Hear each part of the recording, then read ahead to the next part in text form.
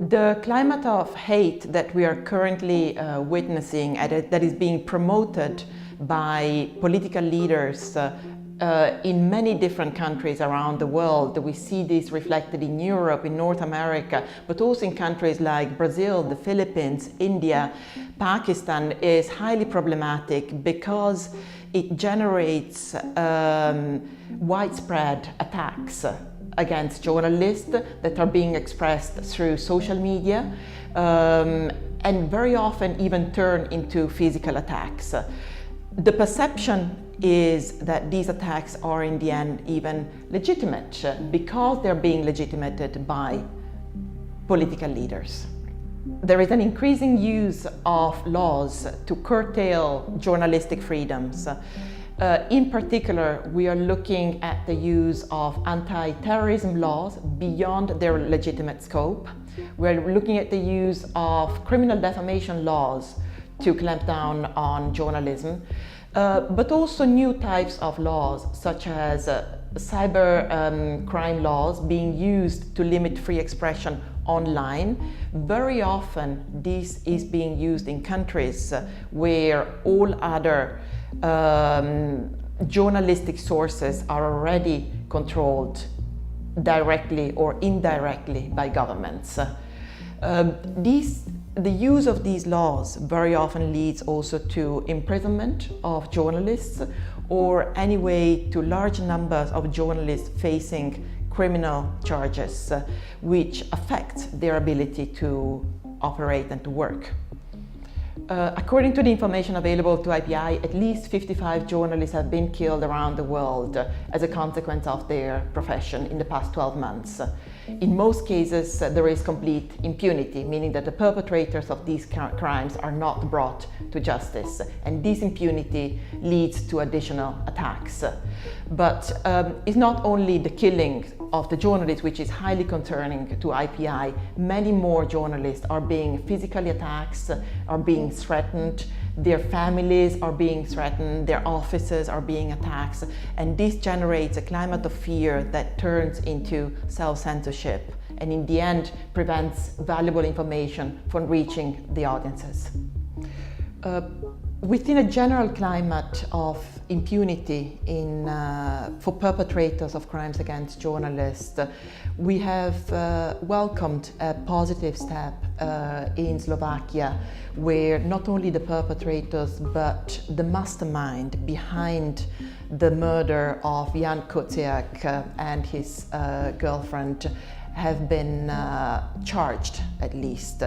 The supposed mastermind is currently sitting in prison in Slovakia and facing criminal charges. This is a very important step for a country where there has been a complete political renewal that was necessary in order to ensure that this crime does not remain unpunished.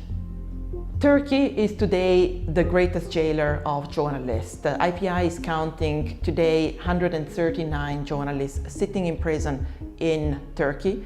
Many more are out on bail but facing criminal charges, and others have been sentenced already and waiting on appeal.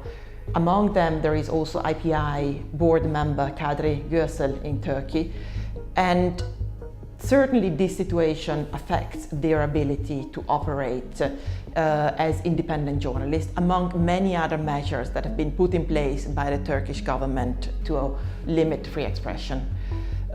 We are also concerned about the jailing of journalists in Egypt, where our own member Mahmoud Hussein has been waiting for trial for many years. And where we see a large number of journalists in jail, many of whom have not even been charged. This again is to be considered within a climate of strong repression in Egypt, where basically no independent media exists. The winner of the IPI Free Media Pioneer Award this year, the newspaper Mada Masr in Egypt, faces daily attacks that heavily affect its ability to disseminate independent news. In so-called liberal democracies, we are seeing more subtle forms of attacks against journalists, which are equally concerning. Among them, for example, are smear campaigns disseminated through social media or online media and targeting journalists which are critical of the government or of the powers. Very often these campaigns include an element of threats or attacks aimed at generating fear and self-censorship, and elements of insult and smear aimed at challenging the credibility of these journalists within society. Today we need to develop new strategies to counter attacks on press freedom. We need to create alliances to strengthen independent voices in the countries, to strengthen investigative journalism, to strengthen those media that are going through great hardship to bring independent news to the people. We need to counter the rhetoric of hate that is being disseminated by political leaders, and we need to ensure that news organizations have access to independent funds that allow them to operate independently. So this is what we need in order to ensure that journalism continues to be a force for upholding democratic standards in societies. And this is all what IPI is working and fighting for.